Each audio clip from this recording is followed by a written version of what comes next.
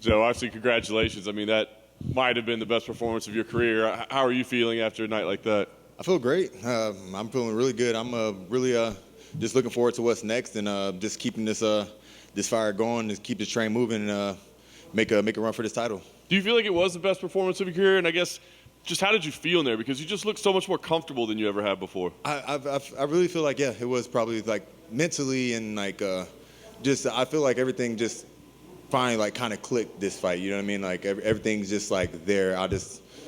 It was kind of getting there before the whole sepsis thing, and then kind of fell off a little bit, and then now I'm back on track to where I was. Is it safe to say that, I mean, like physically you're in a whole different place than you were before? I mean, I think you kind of said you needed some time off, but didn't really want to like make excuses back then. Yeah, no, 100%. I feel way better. Granted, I'm a little bigger now, which is also good, but I physically, mentally, just everything all around, I just feel way better than I did before. Nice. First round, thought you were going to get out of there in under 5 minutes. I guess, were you thinking that as well? I was, but Luque's a tough dude, and I seen just something about like when I was throwing punches, like I was like, he's not done yet, and I'm gonna gas myself out. And he threw one shot and hit me kind of hard. I was like, okay, let me take a couple steps back and not rush this.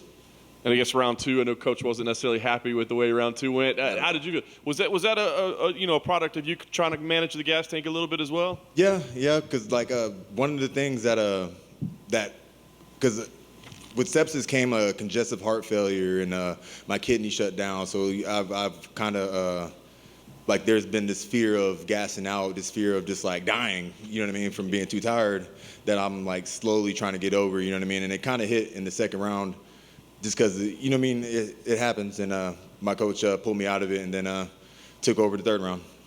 And then eventually, you had the opportunity to finish. Did you know, like, I'm getting it done now? No, I wanted to get it done. I was like, it's third round. I wanted to finish him. Like that was the whole goal coming in here. I didn't want a decision.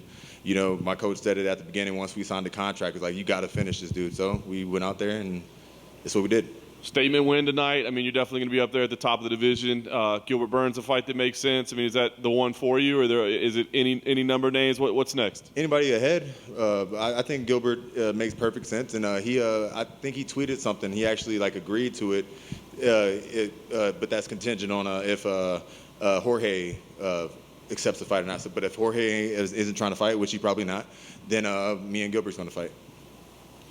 Hey Jeff, I just wanted to know. What are the emotions like going from almost dying to cracking the top 10 and you're going to be number 6 on Tuesday? It's not number 1. I don't feel any emotions really, honestly. I'm just, ready to go eat some food, maybe a couple drinks, get back home and get back to the grind. I'm happy. I'm satisfied with the win. It's always satisfying to get a knockout. You know what I mean? That's what I love to do. But this isn't the end goal. This isn't my main goal. So keep on pushing until I get that belt. 10 finishes on this card, 10 fights, 10 finishes. Yeah. I guess just how does it feel to get a finish on this card? Feels good. Yeah, like 10 fights, 10 finishes. Has that ever happened? Like all the fights on the card get finishes?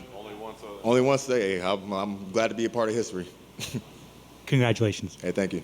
In the finishing sequence, you threw 8 left uppercuts. I'm curious if that's a punch that you knew would work on him, or if that's just one you love to go to when it's going well. I just knew that was going to work on him. I've been working on it all the time during practice. You know what I mean? Just like stepping off to the side, and when he covers up pretty solid around everything else, and I knew that there was always going to be like a little opening in between his guard, and once I had him on the fence hurt, I just knew that I was just going to keep on. I wasn't planning on throwing 7 of them. I was planning on throwing 1. It was 8. 8, yeah. I was planning on hitting him with 1 and he falls, but I guess it took 8. His reputation as being such a tough guy is obviously so well known. So when you're throwing those, is there even part of you that thinks, man, I hope he does go down, or do you think like every time I threw him, I was like, I hope this works. If it doesn't, then we're gonna have to keep on doing it. But that in the third round, I knew he was just too tired to stay up. You know what I mean? The first round, he had the cardio to work through the cobwebs, but in the third round, he was just too tired. He couldn't keep himself up. Congrats, man. Man, thank you. Just one. Fortis has been on quite a run these past 3 or 4 weeks. What's been the key, and just why are you guys hitting so hard now? Just the leadership that we have there with our coach, and and how everybody believes, you know what I mean? Everybody believes they're, you know what I mean? We're a unit, you know what I mean? Not a lot of gyms are like us. I don't know of any gyms that are like our gym, you know? And, you know, we're going to keep on going, and we're going to have multiple champions at our gym one day, I believe. So this is Fortis MMA. Get to know us.